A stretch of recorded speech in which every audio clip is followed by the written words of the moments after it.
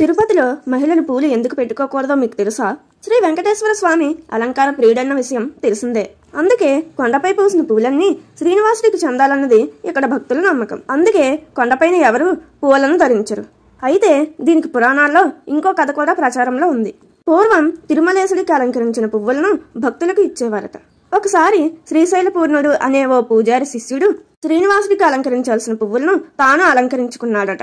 ఇక ఆ రాత్రి ఏడుకొండలవాడు ఆ పూజారి కళ్ళలో కనిపించి నీ శిష్యుడు పరిమళ ద్రోహం చేశాడని ఆగ్రహించాడట. విషయం తెలుసుకున్న శ్రీశైలపూర్ణుడు ఎంతగానో బాధపడ్డాడు. అంతే అప్పటి నుండి కొండపైన ఉన్న పూలన్నీ పాదసేవకేనని నియమం మొదలైంది. అంతేకాదు స్వామికి అలంకరించిన పువ్వులను భక్తులకు ఇవ్వకుండా పూల బావిలో వేసే ఆచారం మొదలైంది.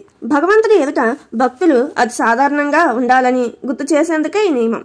ఆలయాల దర్శనాలకు వెళ్ళినప్పుడు ఆడంబరాలకు ఎంత దూరంగా ఉంటే ఆ పరమాత్ముడిపై అంత ఏకాగ్రత కుదురుతుంది. ఈ విషయం గురించి మీరు మొదటిసారి విని ఉంటే కామెంట్ చేయండి, షేర్ చేయండి.